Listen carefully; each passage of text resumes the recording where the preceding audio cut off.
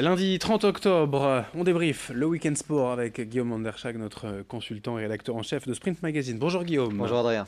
Un programme bien chargé en ce lundi. Il y a bien sûr du football, Ligue 1, Ligue 2 et nationale, mais aussi Division 1 féminine. On parlera de tennis, d'athlétisme, de motocross, de volley, quelques infos aussi en bref pour terminer. On démarre donc avec la Ligue 1, le LOSC, et malheureusement c'est encore une défaite hier pour Lille à domicile face à Marseille. Une nouvelle défaite, Adrien, un départ encore raté parce qu'il est là pour l'instant le fond du problème. Regardez face à 3, 9e journée de Ligue 1, le LOSC prend un but dès la 3e minute. Sur la journée de championnat suivante, le LOSC affronte Rennes et à la 6e minute, les Lillois encaissent un but.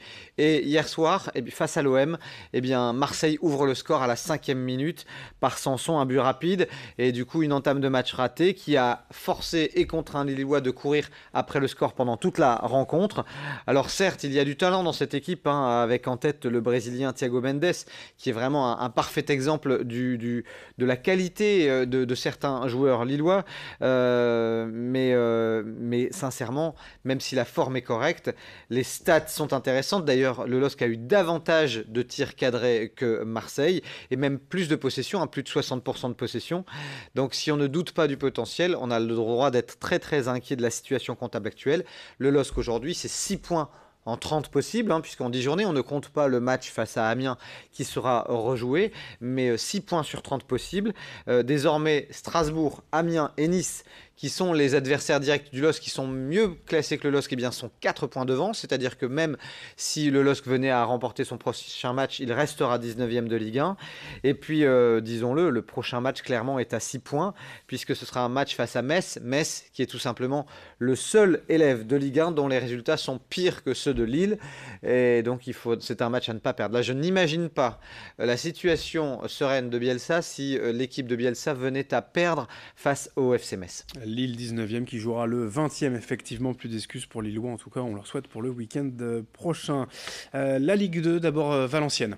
Alors parfois, et je le dis assez rarement, il y a des défaites qui ont comme un dégoût de victoire. Et cette défaite de Valenciennes face à Nîmes, ça a été un bon match, mais tout simplement face à plus fort que soi. Nîmes n'est pas meilleure attaque de Ligue 2 pour rien. Et d'ailleurs, Nîmes, si cette équipe continue de jouer ainsi, ce sera forcément un grand prétendant à la montée à la Ligue 1. Mais il n'empêche, c'est vraiment il y a vraiment de la qualité dans cette équipe valenciennoise qui vient d'affronter deux grosses cylindrées ainsi qu'une équipe de Ligue 1 en Coupe de la Ligue, c'était le LOSC.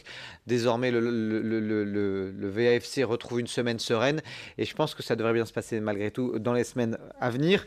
Il n'empêche que la prise de pouvoir est difficile pour Réginald Drey qui depuis sa prise de fonction, a essuyé 3 matchs et donc 3 défaites. Le programme pour Lens, c'est ce soir. Ouais, alors disons-le, on va pas se mentir, Lens est en proie au doute et puis surtout que son gardien est complètement dans la tempête pour des affaires de violence. Il passera d'ailleurs au tribunal correctionnel bientôt. Donc ce match ce soir à Châteauroux en déplacement se fera sans le gardien, sans Eor, sans Douchez. C'est un déplacement face à Châteauroux. Châteauroux, c'est une équipe qui est un promu, qui se débrouille pas trop mal en championnat, surtout lors des dernières journées. Mais peu importe le contexte, on le sait, le Racing Club de Lens doit gagner pour prendre des points. En national, fortune diverse pour les clubs du littoral. Et oui, Boulogne qui avait gagné son premier match en ouverture de la saison de nationale, c'était face à Avranches de mémoire, n'avait fait signer aucune victoire en l'espace de presque 3 mois. Boulogne a renoué avec le succès. C'était face à Lyon-Duchère, 1-0, mais une victoire quand même.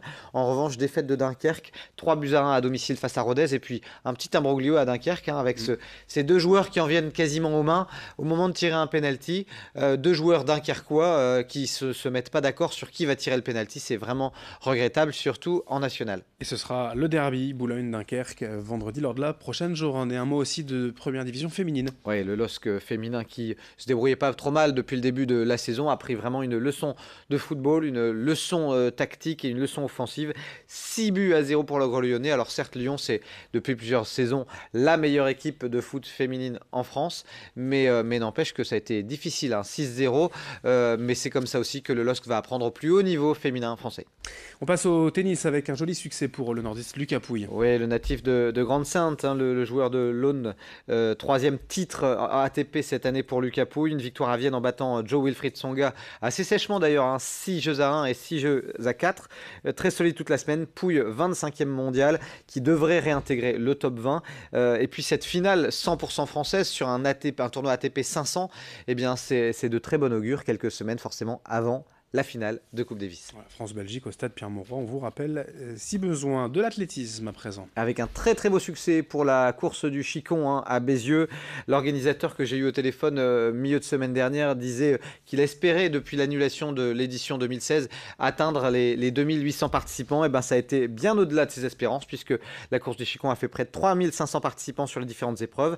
Malgré une météo capricieuse, et bien c'est Camille Duret, un athlète du VAFA qui s'est imposé sur le 15 km en 49,54 et c'est une Armentiéroise qui l'a emporté en 1h04 sur le 15 km toujours.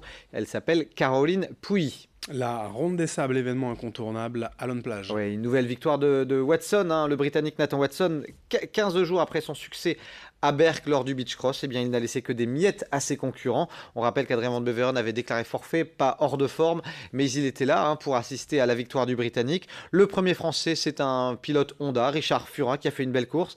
Et rappelons que Camille Chapelière, pourtant champion de France des courses sur sable en titre, Camille Chapelière n'a terminé que 6e de cette ronde des sables, parfaitement organisée par le motoclub du littoral. Un mot de volley, le TLM en Liga. Là aussi une défaite certes, mais une défaite prometteuse pour le TLM. Tourcoing joué face à Poitiers, défaite 26-24. Ils avaient pourtant remporté le premier set, les Tourquenois, et puis ensuite 20-25, 19-25. Ils sont revenus à la charge dans le quatrième set, 25-11, et puis ils ont vraiment raté leur départ lors de l'ultime manche, une défaite 15-7 dans le tie-break. Et donc certes une défaite, mais face à un gros quand même du volley français. Et puis Zopi, le Chinois Liu, et puis le pointu Jiménez ont fait un gros match. Donc c'est prometteur. Le TLM ne sera certes pas champion, mais ce sera une équipe avec laquelle il faudra compter. Et puis on termine quelques infos en bref. Oui, d'abord une triste nouvelle pour vous annoncer que lors d'une course à Bergue, dans le Dunkerquois, et bien justement un Dunkerquois de 58 ans est décédé d'un malaise cardiaque pendant cette course. Donc on présente bien sûr nos condoléances à sa famille.